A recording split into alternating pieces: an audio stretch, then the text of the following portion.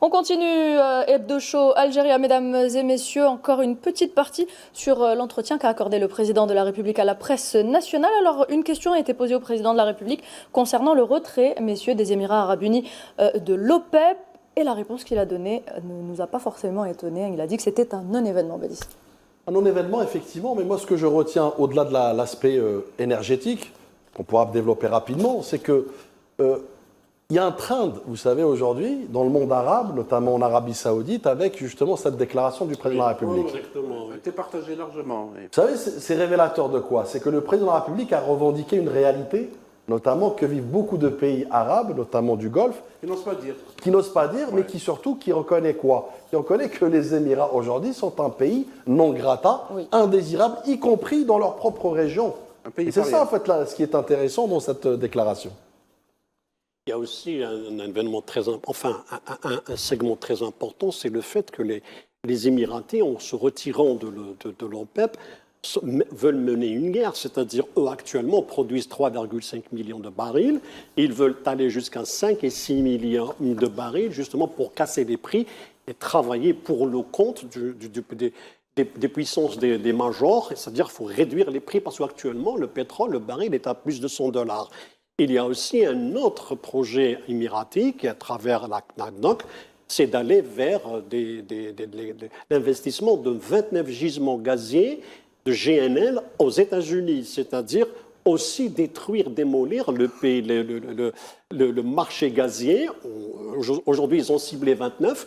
Et justement, la cible, c'est le Qatar. Donc, les Émiratis sont en train d'essayer par tous les moyens de déstabiliser le marché pétrolier énergétique actuel. Les Émirats Arabes Unis, Nouhad, si vous permettez, est entré dans une stratégie de détachement par rapport à son voisinage, par rapport à son ancrage régional et géographique, puisqu'il me semble que cet État paria, comme l'a rappelé Badis, après l'OPEP et l'OPEP+, va peut-être quitter d'autres organismes arabes, notamment la Ligue arabe et d'autres, parce qu'ils sont en train de suivre une trajectoire signée à Tel Aviv, qui fait que Abu Dhabi fait une alliance avec Tel Aviv et peut-être l'Inde pour se séparer de son entourage arabe et musulman. Alors pour répondre à votre question, Faisal Mataoui, non, je ne vous le permets pas, mais bon, c'est bon.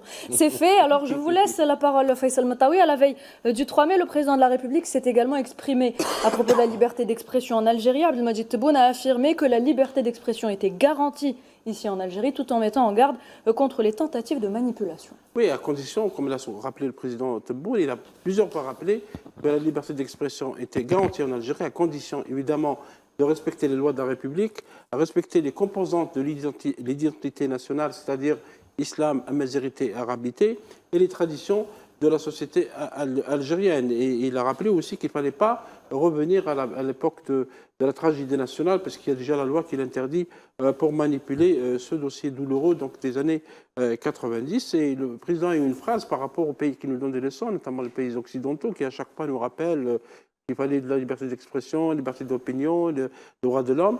Et on le voit avec le drame de Gaza, le drame de la Cisjordanie et ce qui se passe au Moyen-Orient, comment ces pays occidentaux interdisent des manifestations. Le président l'a rappelé, si vous exhibez un drapeau palestinien, le Palestine est quand même reconnu par la communauté internationale. Plus de 100 pays ont reconnu l'État de Palestine. Si vous l'exhibez, vous risquez d'aller en prison. Et même si vous publiez un tweet, vous risquez d'aller en prison. C'est donc ça la liberté d'expression. La transition est toute faite, justement, Faisal Mataoui, mesdames et messieurs. J'aimerais souligner quand Bien même sûr, allez-y.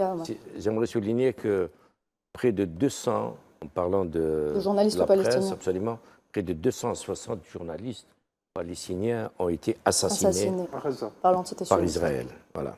Exactement. On passe, mesdames et messieurs, on place tout de suite à l'œil d'Alger.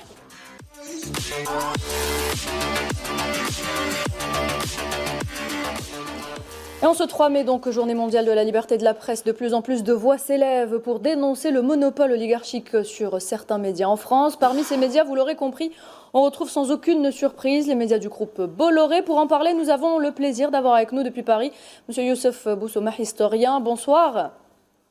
Bonsoir à vous et merci de votre invitation. Merci à vous d'être avec nous, d'avoir accepté notre invitation. Alors, on ne va pas y aller par 4 chemins, Youssef Boussoumah. Fake news, propagande, discours de haine. Est-ce qu'on peut aujourd'hui considérer que Vincent Bolloré et son groupe menacent la liberté d'expression en France? Ben oui, je crois qu'on peut, absolument le signifier. Il menace non seulement la liberté d'expression, bien évidemment, on ne compte pas les mesures, les pressions qui ont été prises. Ça va très loin, ça va même jusqu'à des émissions humoristiques comme les Guignols de l'info. Voyez-vous, tout ça a disparu parce que M. Bolloré n'avait pas envie de voir ça et n'avait pas envie d'être critiqué. Mais alors non seulement la liberté d'expression est menacée, mais il n'y a pas que la liberté d'expression, c'est une menace carrément sur les institutions. C'est que le pouvoir de cette presse est absolument considérable. Et puis en plus, il n'y a pas que M. Bolloré, hein, mais en tout cas M. Bolloré, avec ses différents achats. Et donc non seulement la liberté d'expression, mais la liberté politique, la liberté tout court. Et puis cela peut aller aussi jusqu'à l'enseignement, parce que l'empire de Bolloré concerne également des éditions scolaires. Voilà, donc, et il y a une chose est certaine, c'est qu'on peut aussi influer même sur des contenus scolaires éventuellement, parce que je crois qu'il n'y a pas de limite. Ce pouvoir financier n'a aucune limite.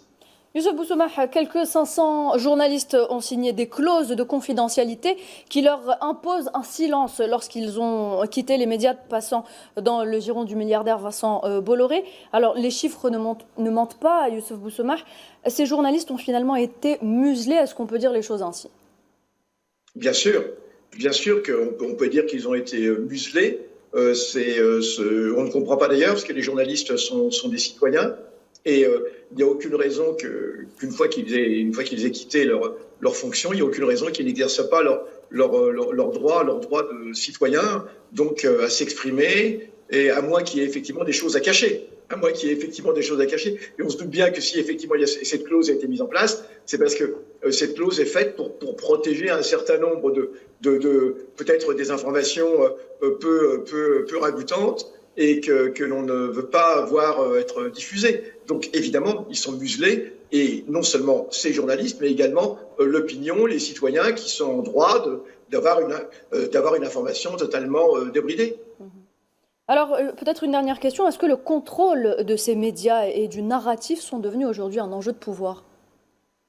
Bien sûr, c'est un enjeu de pouvoir. Non seulement c'est un enjeu de pouvoir, mais c'est un enjeu au niveau des relations nationales, des relations internationales. Alors, il n'y a pas que Bolloré. Il y a actuellement environ 11 milliardaires français qui contrôlent 81% des ventes de la presse écrite. Hein, c'est absolument considérable. 57% des contenus télévisuels. Voilà. Et sans parler des 51% des actionnaires de groupes financiers et autres qui contrôlent cela. Donc, ce que je veux dire, c'est que c'est un enjeu de pouvoir, bien sûr, puisque par l'intermédiaire de ces empires médiatiques, eh bien, on peut influer sur la vie politique. Et on le sait très bien, la France va connaître une élection majeure d'ici un an, et il est évident que M. Bolloré, eh bien, a évidemment une stratégie d'influence sur la vie politique. C'est un secret pour personne. Ce n'est pas un secret que M. Bolloré a certaines convictions politiques en direction de l'extrême droite, et il est évident que son empire médiatique sera mis au service de ses choix politiques. Donc c'est quelque chose d'extrêmement grave qui nuit totalement à la démocratie, qui fausse complètement la démocratie. Hein. Voilà, je pense qu'il faut absolument réaliser que la France est loin de pouvoir donner des leçons dans ce domaine. Très bien, merci Youssef Boussoumah, merci d'avoir été avec nous ce soir et d'avoir répondu à mes questions. Badi Srenissa, je me tourne vers vous. Vincent Bolloré, finalement, si on cherche une définition, Vincent Bolloré, c'est des méthodes brutales et interventionnistes, des idées réactionnaires. Vincent Bolloré, c'est, comme je disais la dernière fois, il est à la tête d'un écosystème médiatique, mais surtout politique par excellence. Vincent Bolloré a compris une chose, c'est que dans une démocratie fatiguée, contrôler le narratif et les récits, c'est contrôler les colères. Vincent Bolloré, à la tête de ces médias, notamment, c'est non pas vendre de l'information, c'est d'industrialiser l'hostilité, industrialiser justement les névroses néocolonialistes, notamment par effet miroir, notamment sur l'Algérie, et ce n'est pas un hasard qu'elle est la cible de choix et principale de ces médias. Et puis c'est aussi une chaîne de production idéologique dans laquelle il y a à dessein un projet pernicieux de sa part, mais pas que. J'avais évoqué la dernière fois le projet Périclès de Pierre-Édouard Sterrin. Et je conclurai sur ça. Vous savez, aujourd'hui, CNews, sans l'Algérie, ce sera une web TV. CNews, sans l'Algérie comme sujet, elle mettra la clé sous la porte. Badis, vous avez raison, parce que le contrôle des narratifs est allé très très loin, parce que Vincent Bolloré ne sert pas uniquement aux médias. Il faut rappeler que Vincent Bolloré a une radio Europe 1, une télévision CNews et un journal du dimanche, et qu'il contrôle aussi des maisons d'édition comme Grasset, et qu'il contrôle aussi, parce que M. Boussemah a souligné un point très important, Hachette Livre. Hachette Livre qui appartenait à Lagardère, Vivendi, Bolloré, c'est cette maison d'édition qui produit des manuels scolaires. Certains sont vendus en Algérie. Et donc, vous pouvez imaginer qu'on a commencé à formater les esprits à partir de l'école. Deuxième chose, à travers Canal+, Bolloré contrôle aussi les cinémas, le contenu des films, et même il y a un projet pour qu'il achète des salles de cinéma. Donc, il va au-delà de l'édition, il va au-delà de la presse, mais il va dans le monde du spectacle. Et il va donc pour aller dans un formatage global, puisque Bolloré, avec d'autres hommes d'affaires, ont acheté aussi une école de journalisme pour préparer les journalistes de demain, ceux qui vont s'intéresser à l'opinion. Omar Belhouchat, allez-y. Ça a été dit, c'est un groupe qui aujourd'hui est contesté en France d'ailleurs. Il y a énormément de journalistes de gauche, du centre, y compris de la droite, ce qu'on appelle la droite républicaine, contestent un peu ces pratiques, j'allais dire monopolistiques, et qui souhaitent un démantèlement de ce groupe. Merci Omar Belhouchat. Voilà donc concernant la liberté d'expression en France. On va se poser à présent une autre question, mesdames et messieurs. Le Royaume du Maroc est-il un narco-État ? Nous avons déjà des éléments de réponse. On sait que c'est le premier producteur indétrônable de cannabis au monde, de plus en plus lié au cartel latino-américain pour notamment l'acheminement de la cocaïne vers l'Europe. Régulièrement, des informations remontent également. Elles affichent au grand jour l'existence de tunnels servant à transporter la drogue vers l'Algérie ou encore vers l'Espagne. On va justement parler de cette problématique avec M. Hicham Lahmissi, analyste géopolitique, qu'on n'arrive pas à joindre ce soir. Alors je vais me tourner vers vous, Kamal Mansari. Existe-t-il aujourd'hui, est-ce qu'on peut dire qu'il existe un lien entre le Marzen et ses réseaux de narcotrafic marocains ? Oui, parce que déjà l'Observatoire international de la lutte contre le trafic de drogue démontre que le pays, que le Maroc est l'un des plus grands producteurs. C'est presque 40% du PIB marocain, donc en matière de trafic de drogue. Il y a certes de nombreux pays qui essayent par tous les moyens de contenir le trafic au Maroc. Nous en sommes, l'Algérie est victime de ce trafic-là. Nous le combattons régulièrement, nos frontières, énormément de tentatives d'infiltration de quantités de hashish qui arrivent en Algérie. Et aujourd'hui, plus que ça, c'est-à-dire que c'est devenu presque une sorte d'obsession marocaine de noyer, enfin, de vendre le maximum ou d'expédier le maximum de drogue vers l'Algérie. Oui. Et c'est ça qui est devenu presque une stratégie de déstabilisation. À travers le trafic de drogue, à travers le trafic de cannabis, c'est devenu presque une politique destinée à l'Algérie. Donc, la relation entre l'État et la relation entre les trafiquants est avérée dans la mesure du possible qu'il y a eu énormément d'enquêtes au Maroc, nous en avons déjà parlé sur ce plateau-là, sur le fait qu'il y a eu des membres du renseignement marocain qui sont impliqués dans le trafic de drogue, justement que ce soit vers l'Europe ou vers l'Algérie. Aujourd'hui, c'est plus qu'une arme de déstabilisation des pays, mais c'est pour imposer une réalité, c'est-à-dire être plus nuisible à travers ces drogues-là dans le Maghreb ou en Afrique, en Algérie ou en Europe. Et en plus, le Maroc est devenu un pays de transit de la cocaïne aussi, donc, qui provient de l'Amérique latine. Donc il a élargi, il a diversifié ses produits justement pour noyer les pays voisins, notamment l'Algérie et l'Europe, avec ces poisons-là qui ne cessent d'être justement combattus par l'ANP, que ce soit sur le long terme ou le court terme. Et Badi, sans oublier que qui dit narcotrafic dit automatiquement financement du terrorisme. Absolument. Et écoutez, moi aujourd'hui je vais ouvrir une petite séquence rapidement, faute de temps, on pourra le développer prochainement. Prochaine fois. C'est que pour moi il est fondamental d'expliquer aujourd'hui aux téléspectateurs et téléspectatrices que le Maroc, c'est un État voyou, c'est un État narcotrafiquant, c'est un État aussi terroriste. Je dis bien terroriste. Et l'un finance l'autre, et vice-versa d'ailleurs. Pourquoi? Et là je parle avec les faits et seulement les faits. Vous savez, on va parler d'un système, d'un appareil, d'une stratégie de façade, puisque le Maroc aime tant se paraître comme un rempart contre justement le terrorisme, un rempart aussi contre l'instabilité, mais c'est tout le contraire quand on s'attarde un peu plus sur les faits et seulement les faits factuels qui sont vérifiables encore une fois. Hein, je n'invente rien. C'est-à-dire que quand vous allez sur le GICM par exemple, qui est le groupe islamique combattant marocain, quand vous allez vers les attentats en Europe notamment ces 2 décennies, quand vous allez vers les combattants étrangers, quand vous allez vers le narcotrafic et vous attardez davantage, quand vous attardez sur les cellules de Daesh, notamment l'État islamique, sur les ciblages systémiques de l'Algérie à chaque fois, la question est très simple.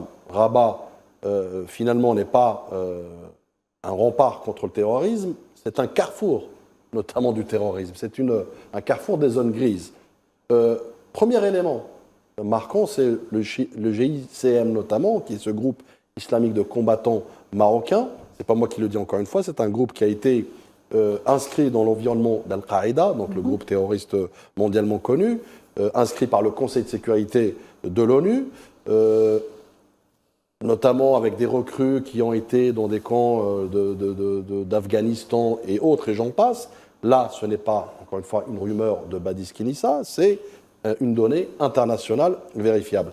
Donc, pour faire court, le Maroc vend l'image du verrou, mais ce groupe terroriste notamment, avec un gros contingent, pour ne pas dire exclusivement marocain, rappelle que certaines matrices, notamment du terrorisme international, ont aussi pris racine dans l'espace marocain. Deuxième élément, très rapidement, j'invite aussi les téléspectateurs à consulter effectivement l'infographie qui est très révélatrice, notamment avec des éléments clés, surtout chiffrés, et on voit bien la dimension internationale de ce terrorisme. Deuxième élément, c'est justement l'international, Casablanca, Madrid, Barcelone-Cambril. Ça évoque quoi? Ça évoque des attentats connus par le passé.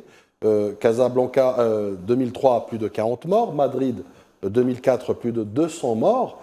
Et Barcelone-Cambril, 2017, plus de 16 morts en l'occurrence. Et à chaque fois, on retrouve des réseaux, des profils ou des connexions directement, indirectement liées avec l'espace marocain. J'en veux pour preuve récemment avec cette déclaration très importante, très éloquente, notamment de Federico Trio. C'est qui? C'est un ancien ministre espagnol de la Défense, sous Aznar, et ancien ambassadeur d'Espagne au Royaume-Uni, qui avait effectivement récemment affirmé avoir la conviction que les attentats, notamment de Madrid, ont été commis par des commandos envoyés par le Maroc lui-même, figurez-vous. Donc, de l'ingérence, de l'instabilité, aussi de l'exportation du terrorisme. J'ai envie de vous dire, ce n'est plus une polémique de plateau, c'est un fait, c'est une fissure dans le récit officiel, notamment du Maroc. Le Maroc exemplaire, le Maroc qui lutte contre le terrorisme. Rapidement, troisième élément aussi, le terrorisme d'exportation, puisqu'il exporte aussi le cannabis et le terrorisme à la fois. Donc, selon là aussi des données, notamment par l'Egmont Institute, plus de 1644 Marocains, 64 pardon, plus 20, 1664 Marocains sont partis vers la Syrie, vers l'Irak. Plus de 300 profils ont été signalés en Libye. On a, rappelez-vous, c'est plus de 3000 aussi combattants marocains qui ont rejoint l'armée sioniste, notamment à Gaza. Et puis vous avez aussi, avec les Européens, en tout cas d'origine marocaine, puisqu'il faudra rajouter aux natifs marocains, vous avez entre 2000 et 2500 profils. Quatrième élément très important, et vous l'avez dit tout à l'heure, Nouad, il est complémentaire avec justement cette vision d'exportation des terrorismes, c'est bien évidemment le nerf de la guerre, à savoir le financement. Quoi de mieux que la drogue, le cannabis? Là aussi, c'est des éléments chiffrés qui le prouvent. Le cannabis marocain reste un des grands carburants, notamment criminels du marché européen. Plus de 672 tonnes juste ça, qui ont été saisis en 2021 en Espagne.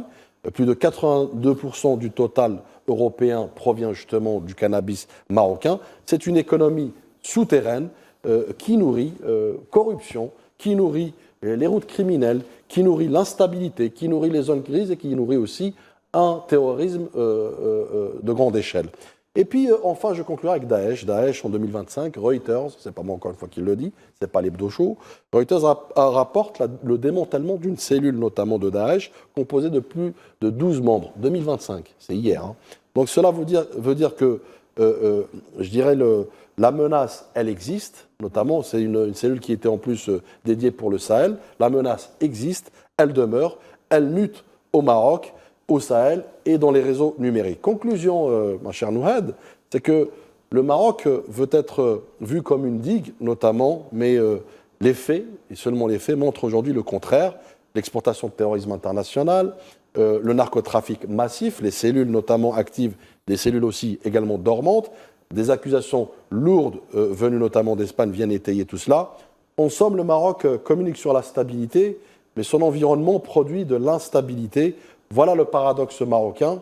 Voilà, je dirais, ce Maroc qui se targue d'être rempart en façade, mais qui finalement crée des turbulences en coulisses. Et d'ailleurs, j'encouragerais, encore une fois, je reviens sur ce fameux procureur du PNAD, peut-être il aurait quelques pistes d'enquête et d'investigation sur un véritable État terroriste.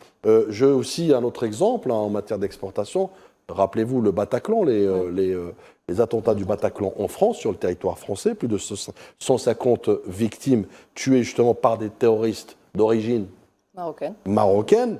Donc les Marocains exportent le terrorisme. Les Marocains, assidûment et résolument, sont dans cette lignée de vouloir, encore une fois, être le vivier, le terreau du terrorisme.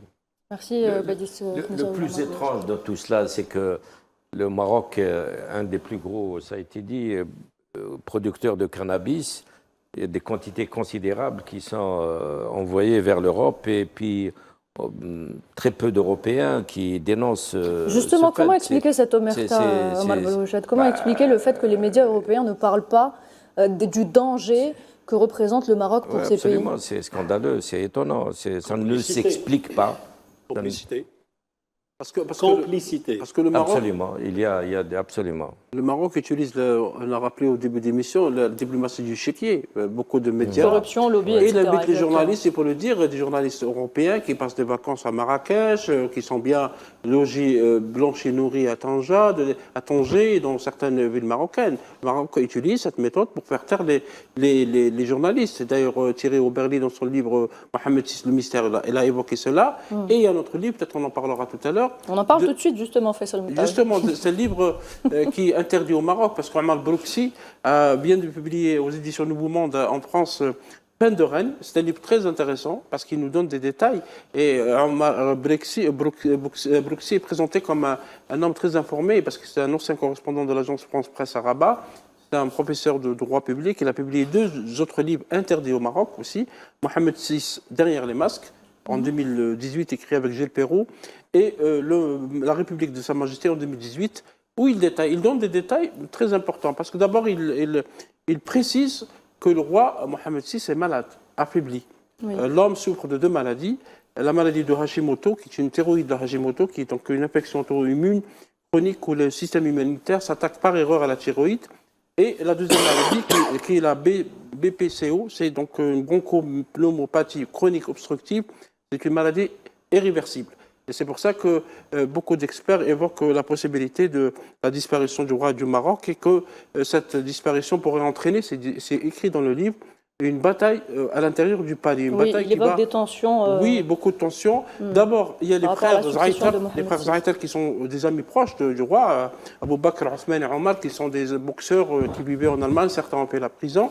Et le journaliste rapporte que ces hommes sont encore au cœur de ce système au sein du palais, où il y a d'autres hommes, ceux qui sont proches du roi Mohamed VI et de son fils Hassan III, qui sera donc le prochain rois, des hommes qui risquent de s'entretuer entre eux parce que certains roulent pour plusieurs, j'allais dire, chapelles. Il y a Fouad Ali Lihima, qui est donc c'est celui qui gère le palais actuellement, c'est le vice-roi.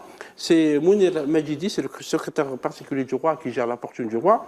C'est Yassine Mansouri qui est le patron des renseignements extérieurs. Et c'est Abdelatif Hamouchi qui est le chef des services intérieurs du roi, ainsi que les sœurs du roi qui sont aussi au sein de ce système. Et on l'oublie, l'oncle de Mohamed de Hassan III, qui est donc Moulay Rachid, je vous appelle ça Moulay Rachid, qui voudrait aussi, lui, est intéressé par le pouvoir. Je voulais rapporter, je terminerai avec ça, Nouhed, parce que c'est c'est symptomatique de ce qui se passe dans ce pays. En mars 2020, le caniche de Abou Bakr Zaïkar a disparu. Qu'est-ce qui se passe? Toute la police et les services secrets marocains ont été mobilisés, ça fait rire, c'est vrai, pour trouver ce caniche dans les rues de Salé. Donc ça vous donne l'effondrement de cet État, de cette privatisation de cet État, au-delà bien sûr de la corruption, du trafic de drogue, etc. Et j'invite les amis téléspectateurs à lire ce livre de Omar Blouksi, Fin de règne. C'est-à-dire même cette bête domestique a voulu fuir le pays. Donc c'est vrai que Omar Blouksi est quelqu'un de très très au fait des magouilles du Marzen. Il le décrit sur plusieurs interventions et il a fait l'objet d'une tentative d'espionnage à travers le logiciel Pegasus. Pegasus, c'est vrai. Donc c'est quelqu'un qui est très visé par les services, non seulement, y compris israéliens, qui le pourchassent aussi, donc il est menacé de devoir sa vie. Et on voit un petit peu ce qui s'est produit ces derniers jours, la préparation c'est-à-dire de la relève, de la succession, la décision prise par le Daher qui est sorti hier, confiant à Hassan III, donc la gestion, le commandement de l'armée. Donc celui qui détient l'armée, c'est pour préparer justement cette succession faite parce que ceci signifie que probablement le roi est mourant. Il a fait comme Hassan II avait fait avec lui. Oui, probablement il est mourant, donc on est vers la phase de préparation de la relève. Et voilà, il est très très très jeune, donc ce n'est pas lui qui va gérer. Il y a ce Marzen-là qu'il décrit, Blouksi, dans son livre, c'est dire que ce sont ces chanceliers, ces hommes d'affaires, ces membres des renseignements qui constituent cette nébuleuse qui est en train de gérer le pays. Donc le roi ne dirige pas, ce sont ces gens-là, ce conglomérat ou cette clique qui est en train, on peut l'appeler Rissaba si vous voulez, c'est elle qui est en train de gérer le Maroc et qui dicte sa politique en s'appuyant sur la puissance israélienne et la puissance, et les Émirats. Omar Belhouchet, un dernier mot sur cette fin de règne annoncée. Ces luttes politiques sont aggravées par une situation économique qui tend à devenir très difficile. La crise énergétique mondiale frappe le Maroc. C'est un pays qui ne possède pas, qui importe l'essentiel de ses produits pétroliers et gaziers. Les campagnes sont très démunies. Il y a un phénomène nouveau, assez récent, c'est qu'il y a une colonisation de plus en plus rampante de la part de milieux israéliens. Et ça ne plaît pas aux citoyens marocains. Il y a risque, effectivement, de ce point de vue, avec l'aggravation des conditions économiques, il y a risque d'explosion au Maroc. Très bien, merci Omar Belhouchet. Voilà donc pour ce qui est de la partie sur le Maroc. Mesdames et messieurs, restez avec nous. Une page de pub, puis place à Neriman avec des Showtime.